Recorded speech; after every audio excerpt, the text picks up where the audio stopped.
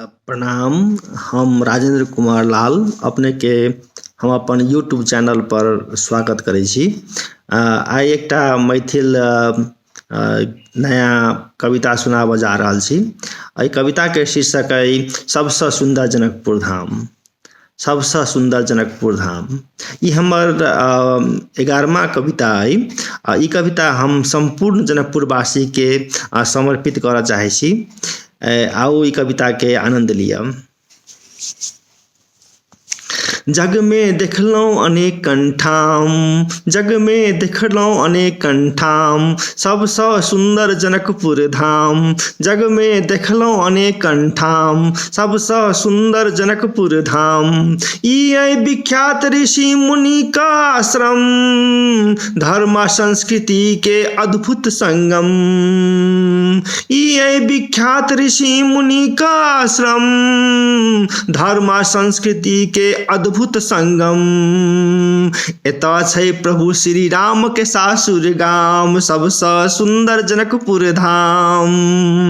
ई अइ विख्यात ऋषि मुनि का आश्रम, धर्म संस्कृति के अद्भुत संगम। एतऽ छै प्रभु श्री राम के सासुर गाम, सबसँ सुंदर जनकपुर धाम।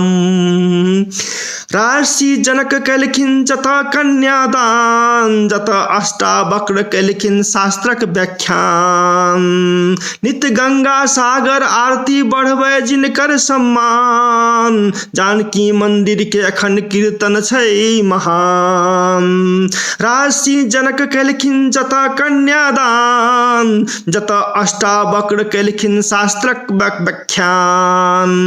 नित्य गंगा सागर आरती बढ़बै जिनकर सम्मान, जानकी मंदिर के अखंड कीर्तन छै महान। ई अइ ज्ञान यज्ञ तपोभूमि के स्थान, ई अइ ज्ञान यज्ञ तपोभूमि के स्थान। विवाह मंडप के चारि कोवर में विराजमान छथि भगवान। प्रत्येक मास के पूर्णिमा लाभे फलक पर मुस्कान, सीताराम अभिवादन पर सबके अइ गुमान।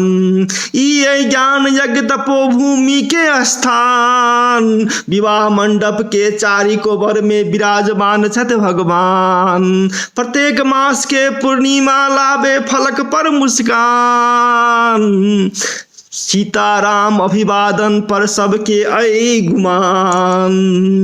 एतऽ के पाबनि तिहार संस्कृति छै उत्तम, विवाह पंचमी उत्सव अइ अनुपम। होली चौड़चन दिवाली छठ अइ मधुरम, मठ मंदिर के झूलन अइ मनोरम। एतऽ के पाबनि तिहार संस्कृति छै उत्तम, विवाह पंचमी उत्सव अइ अनुपम। होली चौड़चन दिवाली छठ अइ मधुरम, मठ मंदिर के झूलन अइ मनोरम।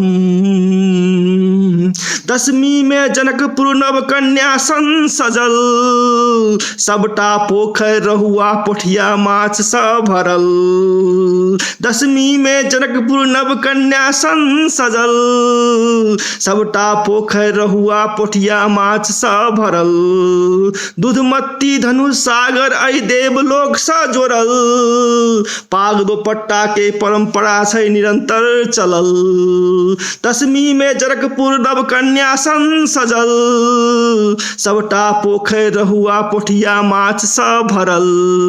दूधमती धनुष सागर अइ देवलोक सँ जोड़ल, पाग दोपट्टा के परंपरा छै निरंतर चलल।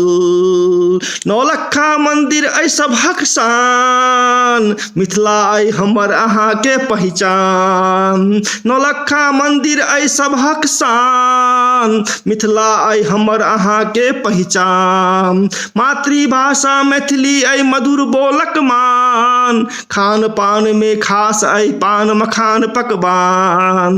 नौलक्खा मंदिर अइ सभक शान, मिथिला अइ हमर अहाँ के पहचान। मातृभाषा मैथिली अइ मधुर बोलक मान, खान पान में खास अइ पान मखान पकवान।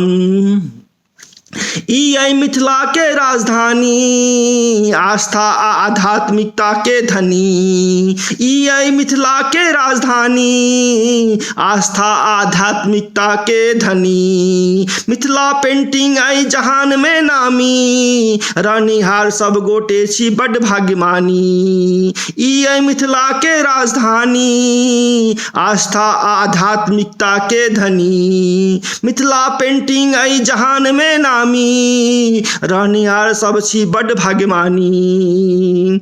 ई हिंदू के पवित्र तीर्थक ठाम, पर्यटन विकास के लेल बढ़ाबू इनकर नाम। ई हिंदू के पवित्र तीर्थक ठाम, पर्यटन विकास के लेल बढ़ाबू इनकर नाम। विश्व इतिहास में इतिहास के धरोहर छै अपन गाम, सबसे सुंदर जनकपुर धाम। ई विश्व के पवित्र तीर्थक ठाम, पर्यटन विकास के लेल बढ़ाबू इनकर नाम। विश्व इतिहास के धरोहर छै अपन गाम, सबसे सुंदर जनकपुर धाम। ई राजा जनक माता जानकी के गाम, ई धरती के आई सत सत प्रणाम। जग में देखलौं एहन ठाम, सबसे सुंदर जनकपुर धाम। जग में देखलौं अनेकन ठाम, सबसे सुंदर जनकपुर धाम। जग में देखलौं अनेकन ठाम, सबसे सुंदर जनकपुर धाम। सबसे सुंदर जनकपुर धाम, सबसे सुंदर जनकपुर धाम, सबसे सुंदर Janakpur Dham. Thank you so much. धन्यवाद। अगर अपने के नीक लगते तक जरूर शेयर करल जतै, लाइक करल जतै। Thank U again. Thank U.